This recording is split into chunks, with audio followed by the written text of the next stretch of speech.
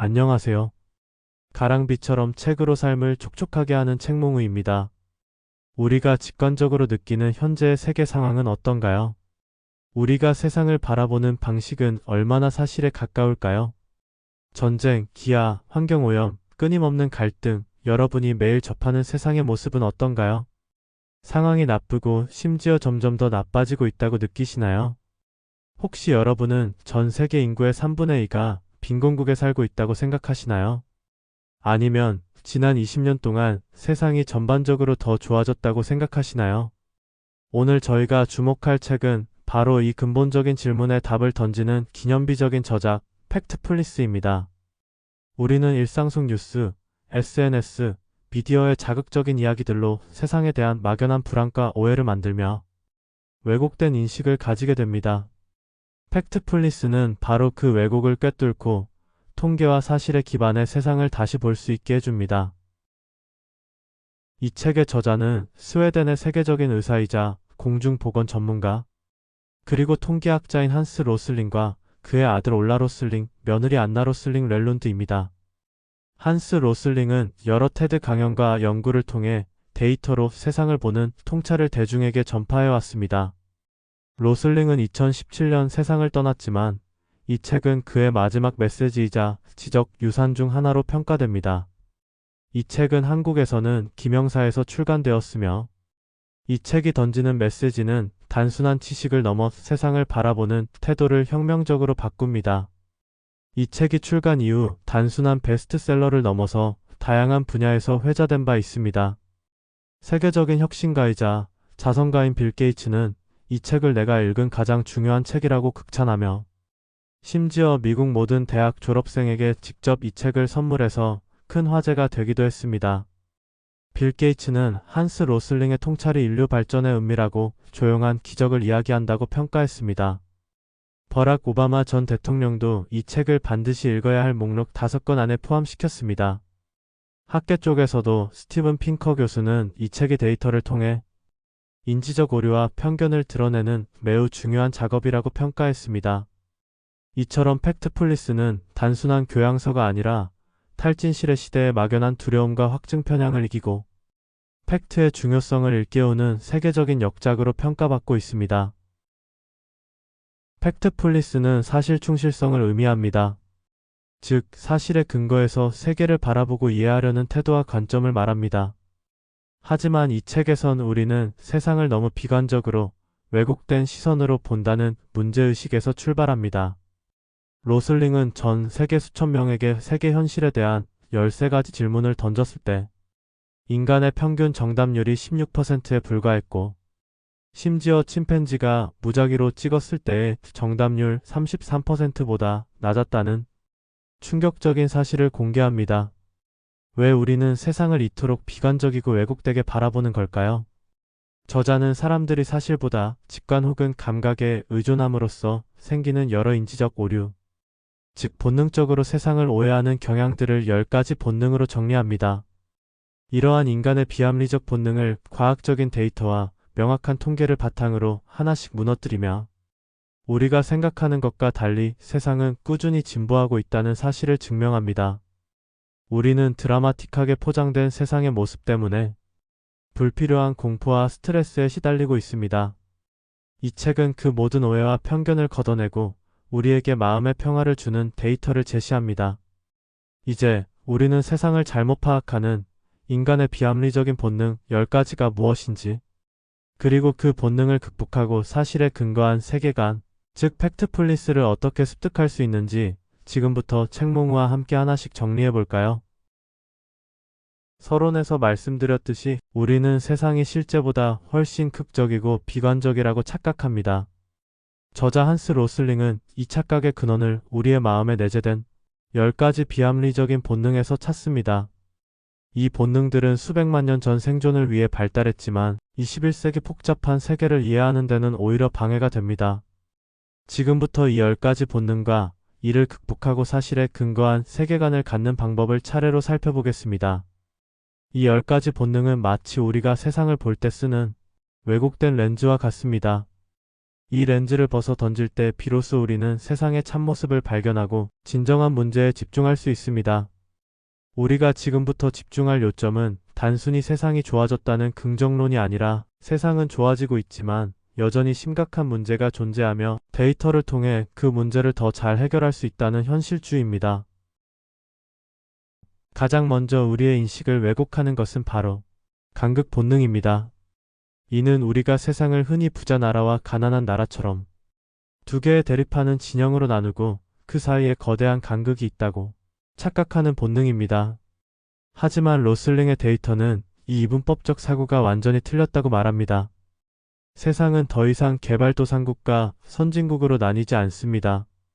전 세계 인구의 대부분, 무려 75% 이상이 중간 소득 수준에 살고 있습니다. 로슬링은 전 세계를 소득에 따라 4단계 레벨로 나누는데 대부분의 사람들은 이미 레벨 2나 3에서 생활하고 있습니다. 우리가 세상을 둘로 나누는 것은 평균값의 함정, 극단값의 과장 때문입니다.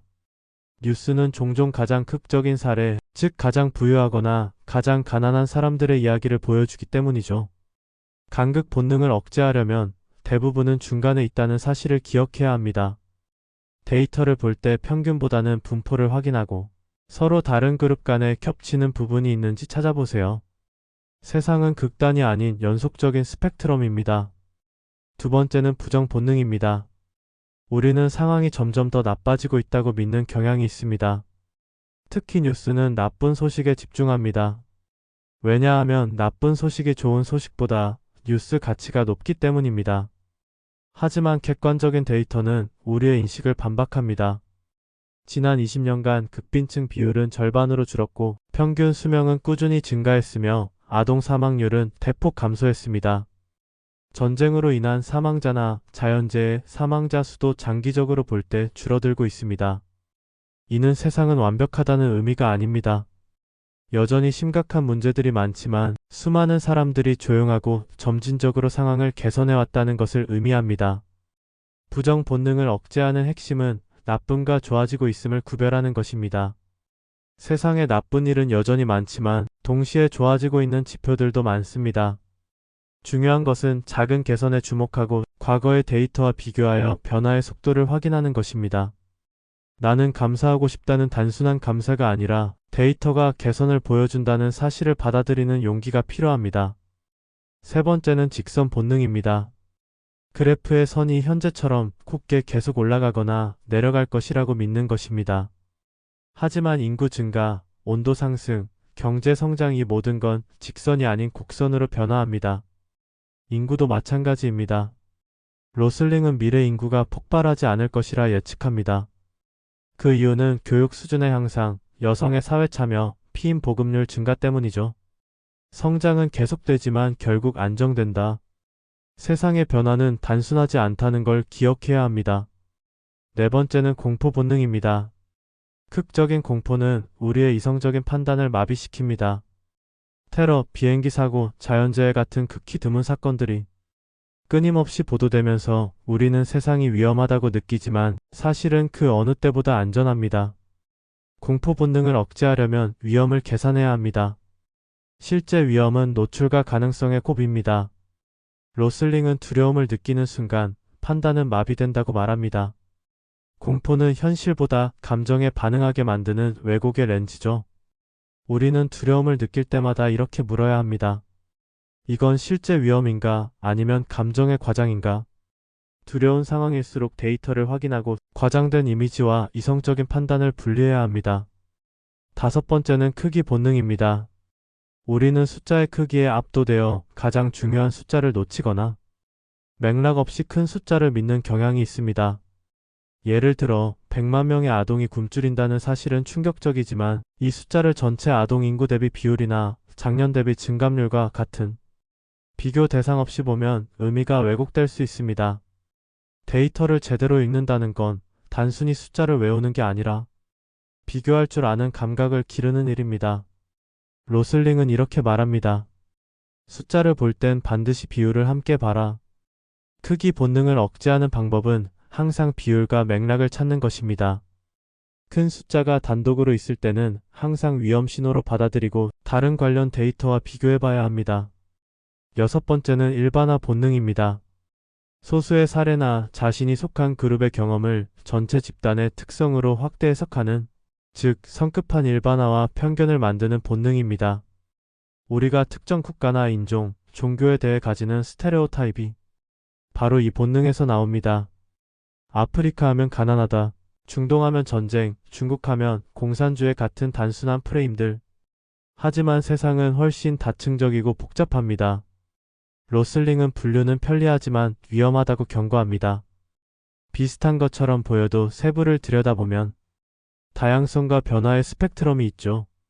일반화 본능을 억제하려면 우리 그룹이 전부가 아니다라는 사실을 기억해야 합니다. 그룹 내의 차이점을 찾아보고 특히 소수의 극단적인 사례가 전체를 대표하지 않도록 경계해야 합니다. 일곱 번째는 운명 본능입니다. 모든 것은 바뀔 수 없다거나 문화나 사회는 정해진 운명대로 흘러간다고 믿는 본능입니다. 이는 아프리카나 아시아의 많은 나라들이 전통적인 관습 때문에 발전하지 못할 것이라는 오래된 편견을 낳습니다. 많은 사람이 이렇게 말하죠. 아프리카는 원래 가난하니까. 중동은 원래 전쟁이 많으니까. 하지만 과연 원래란 게 있을까요? 로슬링은 문화와 사회도 진화한다고 강조합니다. 한국, 중국, 인도. 불과 한 세대 만에 산업화와 교육 수준이 급격히 변했죠. 변화는 느리게 오지만 반드시 온다. 하지만 실제로는 모든 사회와 문화는 끊임없이 변화하고 발전합니다. 운명 본능을 억제하려면 느린 변화에 주목해야 합니다. 변화는 드라마틱하지 않지만 매년 조금씩이라도 지표가 개선되고 있다는 사실을 인지해야 합니다. 오래된 데이터나 과거의 관습이 현재를 설명하지 못함을 인정해야 합니다. 여덟 번째는 단일 관점 본능입니다. 세상의 모든 문제를 자신이 가진 하나의 도구나 관점으로만 해결하려 드는 본능입니다. 경제학자는 경제적 해법만을, 의사는 의료적 해법만을 고집하는 시기죠. 이 본능은 복잡한 현실을 지나치게 단순화하고 문제의 근본적인 원인을 놓치게 만듭니다. 로슬링은 말합니다. 당신이 망치를 쥐고 있다면 모든 것이 못으로 보인다. 단일 관점 본능을 억제하려면 다양한 관점을 시도하고 자신의 지식이 제한적일 수 있음을 인정해야 합니다. 문제 해결을 위해서는 여러 분야의 전문가, 즉 도구 상자에 다양한 도구를 채워 넣어야 합니다. 아홉 번째는 비난 본능입니다.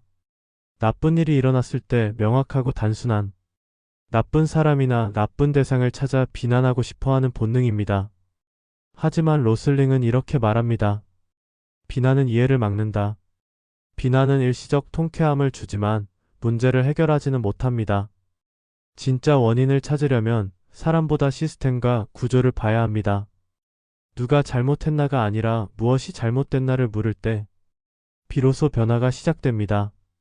이 본능은 복잡한 시스템이나 구조적인 문제의 원인을 무시하고 한 개인이나 집단에게 모든 책임을 전가함으로써 문제 해결을 방해합니다.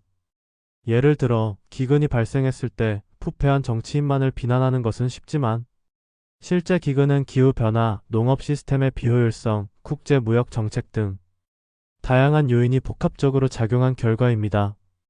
비난 본능을 억제하려면 개인보다는 시스템에 초점을 맞춰야 합니다. 왜 이런 일이 일어났는지 근본적인 원인을 규명하고 복잡한 연쇄 작용을 이해하려 노력해야 합니다. 단순한 희생양을 찾는 것으로 만족해서는 안 됩니다. 마지막 열 번째는 다급한 본능입니다. 위험이나 문제에 직면했을 때 지금 당장 행동하지 않으면 안 된다는 과도한 압박감에 사로잡히는 본능입니다. 이 본능은 패닉을 일으켜 데이터를 확인하거나 냉철하게 분석할 시간을 앗아가고 성급하고 비효율적인 결정을 내리게 만듭니다. 기후변화나 전염병 같은 심각한 문제일수록 이 본능은 더욱 강하게 작동합니다. 하지만 로슬링은 다급함이 아닌 신중함이 필요하다고 강조합니다.